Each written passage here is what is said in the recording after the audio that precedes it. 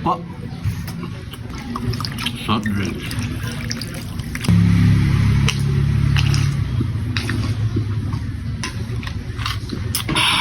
Isang magandang araw na naman sa inyo mga pare ko. Another meal na naman ang gagawin natin ngayon at lulutuin mga pare ko. Ito, napaisip lang kasi ako mga pare ko kasi kapag bumibili ako, namamalengke ako sa umaga. So na-challenge lang ako kung anong naririnig ko mga pare ko sa mga, lalo na sa mga nanay, no problema lagi sa mga lulutuin nila araw-araw para mapakain lang sa mga anak nila. So yan mga pare ko, so napaisip lang ako, magluluto ako ng pancit canton na pwedeng iulam at merienda mga pare ko.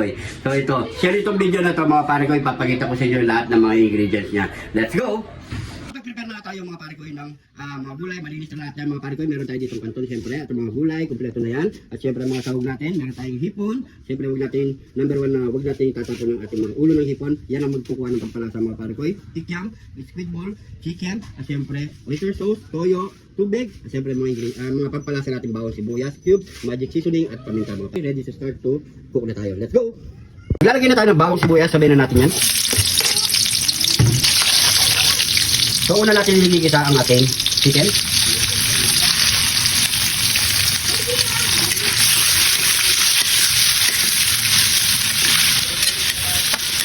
So yan, kapag nagigisa na maayos ang ating chicken, sunod na natin yung squid ball at kikiam.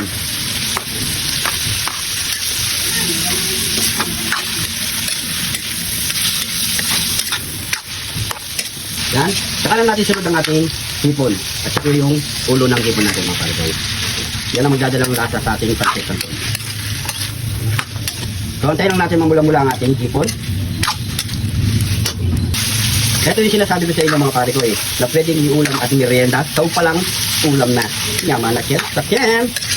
After 2 minutes mga pare ko, ilagay na natin yung konting toyo lang mga pare ko. So, hindi masyadong umalat ang ating pancit canton. Yan. So, maglalagay rin tayo ng oyster sauce. Kahit isang sachet lang mga pare ko, okay na. Kasi maalat din ang oyster sauce. Yan. Maglalagay rin tayo ng cube, chicken cube. Lagyan na natin yan. At pamintang wasak. Yan. Haluin lang natin yan. Beef seasoning. Okay yan. Pwede na yata ito. Iulang ko na ito After 2 minutes mga pare ko, pwede na natin ilagay ang ating mga gulay. Yan. Ito na yan. Meron ng repolyo, carrot, bell pepper, celery, sayote. Ito na yan mga pare ko. Ito natin.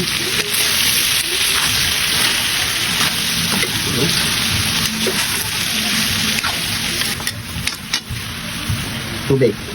Itong tama lang mga pare ko, itay-tay nyo lang. Kung sasabaw din kasi yan mga pare ko yung gulay niya. Ayan. So, lilong natin ulit. Lumambot ang ating gulay bago natin sunod yung ating canton. At kapag ganito malambot na ang ating gulay mga pare ko, so ilalagyan na natin ang ating canton. Ayan.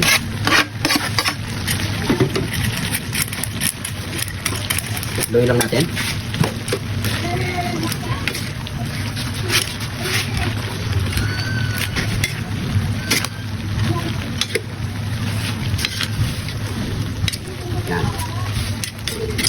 So 2 minutes, okay na yan mga pare ko. After 2 minutes mga pare ko, pwede na ang ating overload pancit canton. Luto na ito mga pare ko. So ano pang kasunod niyan? Yaman na ken saken! Heto na ang ating overload pancit canton. Ayan mga pare ko, with rice yan. Pwede rin merienda mga pare ko. So syempre bago tayo magbubang, pray muna tayo. Thank you Lord sa napakasarap na pagkain na ito Lord. Bless po yung viewers namin Lord. Bless po yung sumusuporta sa amin Lord. Bless po yung family kalusugan namin Lord. In Jesus name. Amen. So yung mga pare ko, magkapag na rin po kayo ng pagkain. Sabay-sabay po tayong kumain. Ayan po. Taste test na tayo. Bango. Kanin. Siyempre. Kanin muna tayo.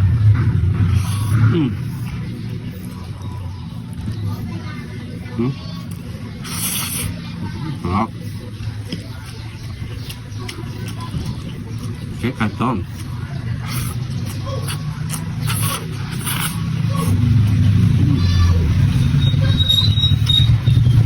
Masarap.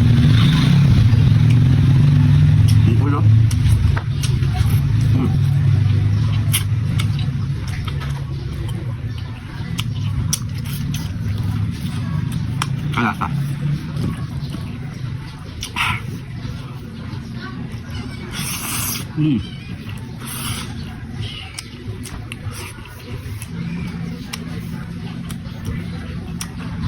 Po.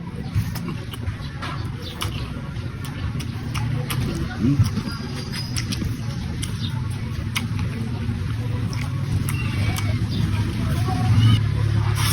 Mm. Tikam.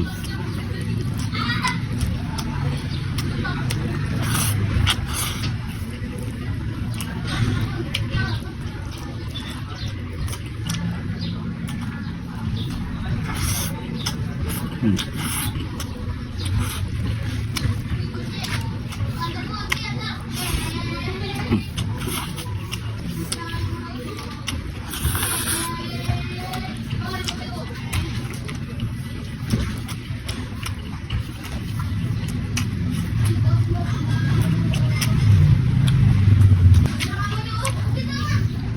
Ang malamig na soft drinks.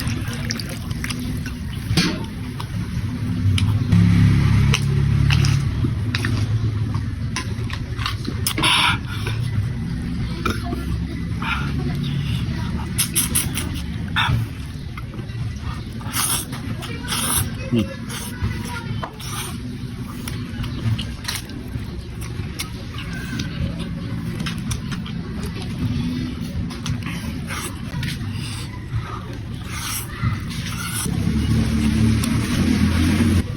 Kanin.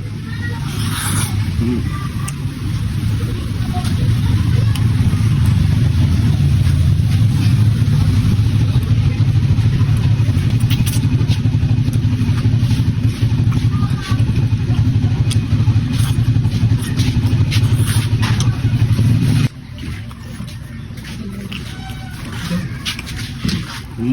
Konti lang.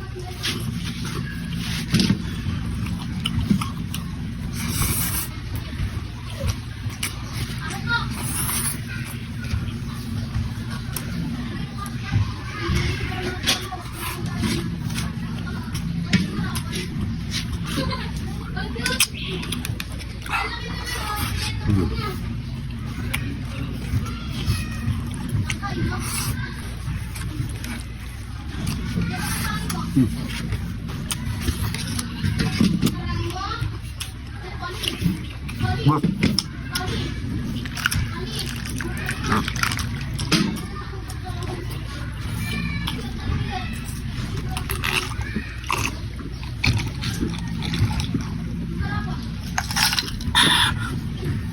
Thank you, Lord.